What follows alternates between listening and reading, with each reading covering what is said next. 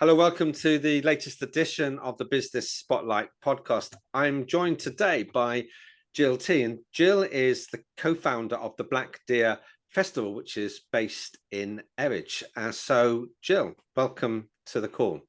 Hi, thank you for inviting me along. Well, Gill, I was really interested to see what it is that you do, and I've got tons of questions. I'm going to try and limit them, but let's start with you telling us a little bit about Black Deer and why it was formed and how it was formed just a few years ago.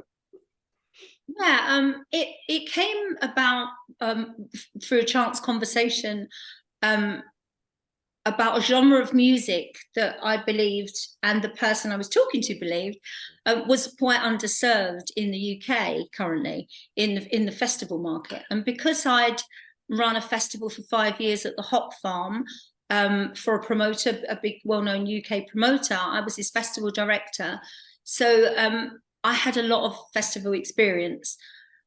So this chance conversation brought about a conversation that was about this specific music that we both loved. And the guy I was talking to happened to be a retired marketeer who'd brought Budweiser and Marlboro into the UK through his years. He was now retired. He was an uncle of a friend of mine. So it was a real chance meeting. And he started discussing the fact that I'd been festival director of the Hop Farm Festival. He knew about my background in music and things. And he talked about his background in marketing. And he talked about the fact that he went to the first ever Isle of Wight festival many years ago, when he was a young man, when Jimi Hendrix played. And, I mean, the list is endless of the amazing artists that played. And we just had this conversation. And at the end of it, he said to me, "Jill, would you ever run your own festival?" And I said, well, the only way I'd ever run my own festival if there was investment. It was the place that I'd been working with, which was the Eridge Estate. And it was a genre that I believed in, which was the genre we discussed. So that started the process. And he said to me, "If I put some seed money in, would you be interested in looking at the opportunity?" And I went, "Yes." so that is how Black Deer began a chance meeting. It's fascinating because you obviously had all the elements in place to, perhaps to make it start, but there's a big leap between that and actually finding the courage then to, I guess, really plow all of yourself into that. Where did that courage come from? I thought, well, I've always had quite a lot of if something what makes me tick is an excitement about an idea or something that makes me feel alive. The conversation we started to have, I had no intention of starting my own festival, but having said that, as soon as he broached this subject with me, it was like an immediate. I obviously subconsciously had always had the desire to create a festival because it was an immediate yes. And I've changed my career path over many years of working in the industry. I was head of entertainment at Capital Radio way back, and one of my projects there was to start the first ever party in the park in Hyde Park, of which I then appointed a production company. I was the client. We put together the whole festival. It was a day event actually. It was 100,000 people came into Hyde Park. It was so exciting to be heading up that project on behalf of the radio station.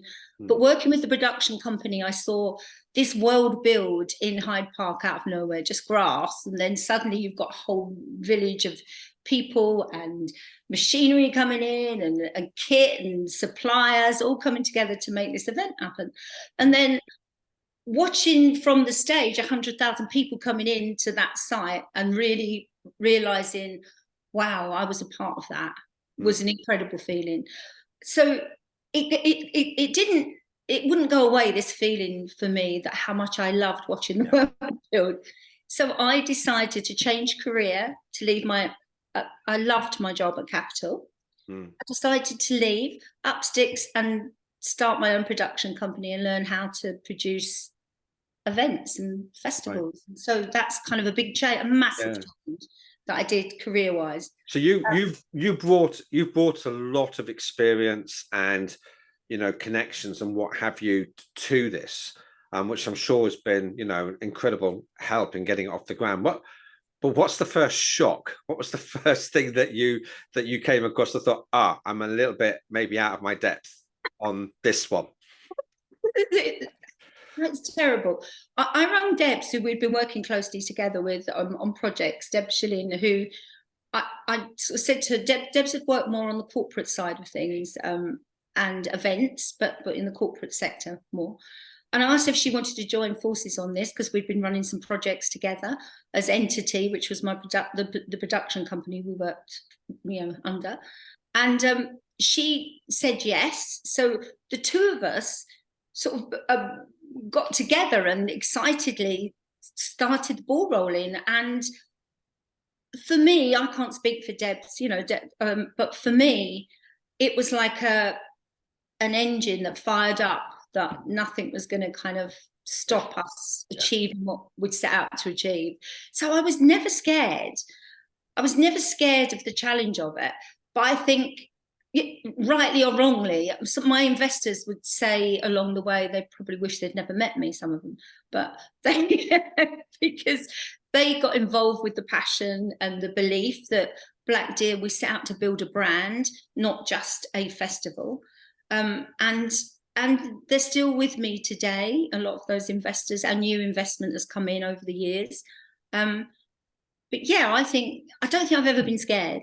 Well, that's fantastic to hear. Actually, that's fantastic to hear. Challenged massively, and you know, lots of things have been challenged. Relationship, everything you can imagine. Building a festival is not for the faint-hearted in any way, shape, or form. And there's regrets, and there's, you know, joy, and there's highs, and there's lows, and I can't begin to tell you. I could write books on this. Okay. But it's a very, very challenging area to break into. And obviously, the output product is a music festival, and with all the people that are attending, and all the people that are involved in setting up, etc., etc. But throughout the year, what are the other aspects of the business that you really need to focus on to get to that output point? What's taking up your time during the rest of the year in terms of the business and preparing for the festival? Well, very early on, we appointed somebody to look after the practicalities of the business side of it. Creatively, you know, artistically, there was the team that we pulled together, that, you know, that a brilliant team that all believed in what the vision was that Debs and I had, was to create this unique brand for a genre that was, you know, quite underserved in the UK marketplace at the time. Yeah. And I feel like what we managed to do is to meet all those challenges along the way, and achieve our goals. I think I've lost the plot of what you. Well, I'm just thinking that, you know, a typical business has got administration, it's got marketing, it's got sales, it's got financial management, it's got team building and appointing and retaining staff. And I'm just curious to know whether that's how the business feels for most of the year as you build up for the event. So my starting point was we realized very quickly that we needed to have divisions of labor within the business. So my specialist subject, if you like, was creatively building a festival, so producing the actual festival, and Debs was more bent towards the marketing side of things, so custodian of the brand. So she built her team to build the look and the feel of it externally. Creatively, we joined forces to build what was inside, so that the touchy-feely bits of the festival once the customer came on board. But the actual business side was taken by someone we took on, a guy called Chris Russell-Fish, who's still MD today, who took us through the business journey of Black Deer. Because when you have investors, you know, that was one investor we started with, Colin Lloyd. became many investors. And in order for people to put their money into an idea and a project, you have to have somebody who actually knows the numbers in terms of what an investor would expect to be looking at in order for them to invest. So Chris has been very pivotal in that process for us. Yeah, because I mean, that's the serious side of the business, isn't it? The finances that drive it. Going forwards, what are your hopes for the festival? Well, there's been quite a change in the direction of the festival. Not a change, but we're focusing on extending the brand beyond the festival. Right. So the actual festival management as such, you know, we feel like we've established a very good festival now. People know it.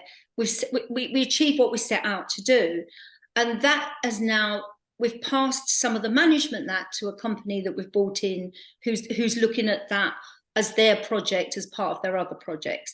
So we are now focusing as a business on looking at how we expand the brand to run throughout the year. So smaller events happening, not necessarily another festival, but extending the brand in the UK and hopefully other territories as well. So that's the business plan as it currently stands. That's an interesting idea, because I guess what you're doing there is you're smoothing out the revenue flow into the business rather than it all being around one major event. It's taking some of the pressure off at other points in the year. Exactly, and anyone who's worked on festivals knows it's a really like a tight rope you walk with the festival, the one festival.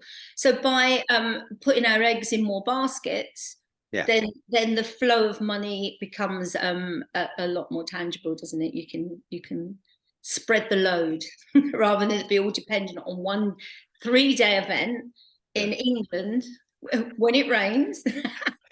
And you know, and with you know, the cost of living, everything's been thrown at us since we started Black Deer. It probably couldn't have been a worse 5 years or 6 years of its life, that we've had so many things, you know. But just still here, and that's the fascinating thing. You've clearly got a passion, you've clearly got a determination, you've clearly got resilience, especially after what we've been through, and you've got vision for the future and plans for the future. Gill, it's been absolutely fascinating talking to you. I really do wish you the best for the future, and I'm going to get to the next Black Deer Festival. It's on my list of things to do. I'm sure you do. Thank you very much for your time. Thank you.